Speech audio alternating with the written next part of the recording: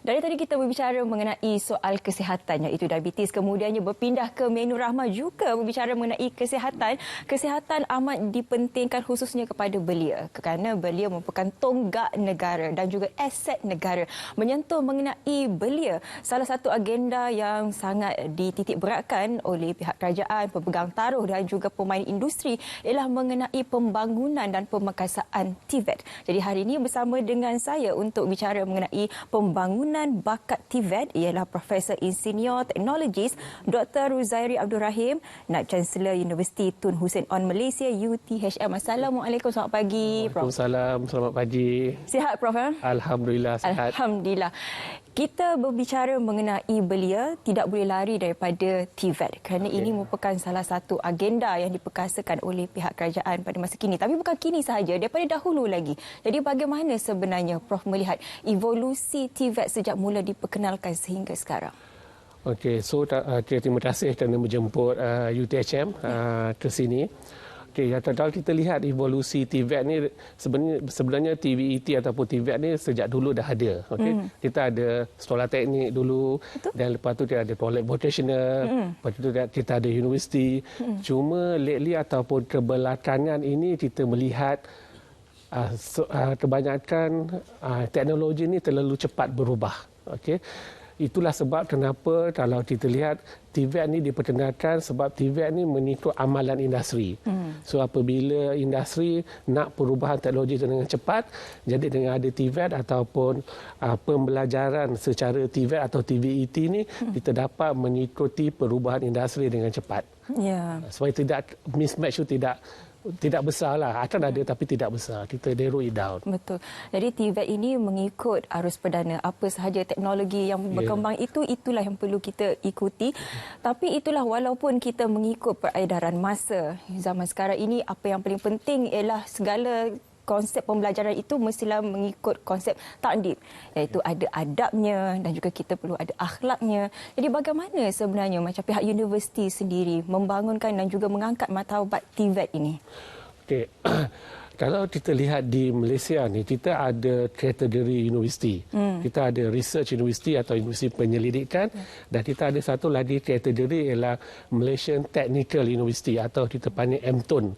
So dalam MTUN ni ada 4 universiti, iaitu Universiti Tun Hussein On Malaysia UTHM, Universiti Malaysia Pahang UMP, Universiti Malaysia Perlis UNIMAP dan Universiti Teknikal Melaka UTEM. So kami MTUN ni ialah pemain yang besar dalam arena TVET dalam arena TVET ni. Jadi kalau kita lihat kepada aspirasi amanat Menteri Pendidikan Tinggi, yang pertama dia kata supaya mengembalikan kepercayaan masyarakat kepada negara, termasuk juga kepada universiti. Okay. Jadi apa yang saya nampak bila konsep madani diperkenalkan oleh dasar kerajaan, ada 6 tonggak yang diperkenalkan oleh Yang Berhormat Perdana Menteri. So daripada 6 tonggak tu ada 3 tonggak yang memang menepati untuk TVET atau TVET. Yang pertama ialah kemampanan, yang kedua ialah kesejahteraan, yang ketiga ialah daya cipta. So 3 ni memang ada dalam arus perdanakan TVET. Bagaimana caranya? Kalau kita lihat pelajar-pelajar lulusan TVET ni memang dia punya kurikulum memang mengikut aliran industri, perubahan industri. Jadi apabila mereka keluar, mereka akan lebih mudah untuk mendapat pekerjaan dan ekonomi mereka akan menjadi lebih baik. Apabila mendapat gaji yang tinggilah contohnya. Jadi kemampanan ekonomi itu berada di situ, kemampanan tu. Jadi bila ekonomi dia jadi lebih baik, high income, jadi kesejahteraan rakyat tu dah ada. Jadi kemampanan dan kesejahteraan tadi 2 konsep utama madani. Yang ketiga ialah daya cipta, creativity. So pelajar-pelajar TVET ni memang diajar ataupun memang dididik supaya mempunyai daya kreativiti yang tinggi. Sebab dia nak kena ikut perubahan industri, teknologi berubah dengan lebih cepat. That's why saya kata tadi memang sesuai dengan konsep kerajaan sekarang dengan madani, Malaysia Madani. Jadi TVET juga memainkan peranan dengan boleh mengambil 3 tonggak pertama tu dalam konsep TVET. Dan MTUN akan memainkan perananlah untuk ke depan lagi lah kepada pelajar-pelajar TVET. Saya setuju dengan apa Prof katakan tadi, di mana TVET ini sinonim dengan College Vocational, pusat bertauliah yang ditauliahkan oleh Jabatan Pembangunan Kemahiran. Tapi apabila TVET ini diangkat ke satu tahap yang berbeza di pihak universiti sendiri, bagaimana sebenarnya kurikulum itu diselaraskan dan juga diharmonikan? Kerana seperti mana Prof katakan tadi, kurikulum TVET ini dia mengikut kepada industri, tapi kalau di universiti pula lebih kepada teoretikal. Jadi bagaimana sebenarnya ia diharmonikan? Okey.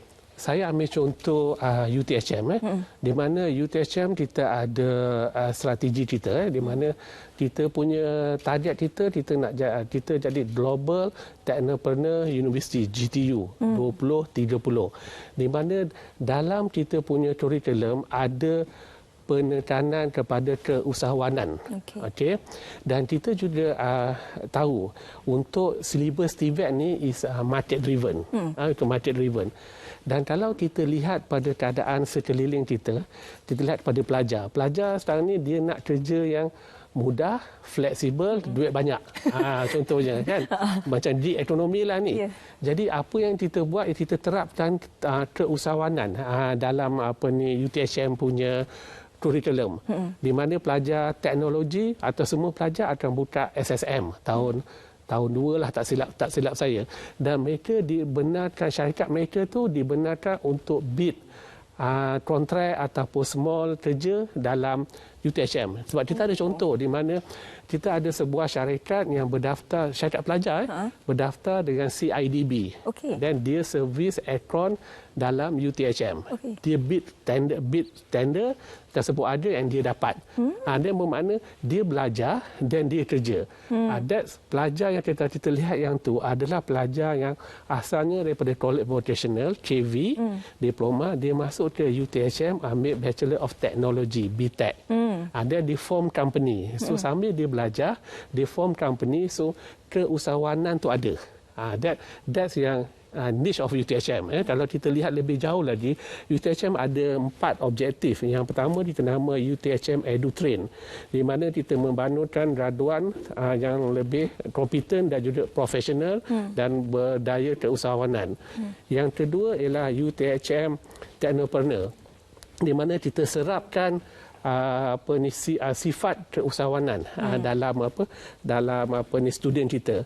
Dan yang ketiga ialah UTHM Prihatin, bermakna komuniti dan masyarakat. Kita tak boleh tinggalkan komuniti dan masyarakat. So TVET ni juga involve dalam masyarakat. Yang keempat is good governance. Jadi bermakna ada 4 objektif di UTHM ni memang sama ataupun tally dengan Malaysia Madani dan juga tally dengan perkembangan TVET yang ada. Selain daripada itu, pelajar-pelajar TVET ni dia ada training ataupun part of the curriculum tadi, dia akan pergi kepada industri selama setahun, terpanggil work-based learning. Dalam work-based learning ni kita strukturkan dia, dia bukan terbuka, mana ada benda yang dia kena buat. Walaupun dia dekat industri, kita kerjasama industri, is a work-based learning, dia di industri dan dia akan duduk di industri, supervised by industri. Selain daripada itu, di MTON dan kebanyakan MTON, kalau macam UTHM, kita ada teaching factory.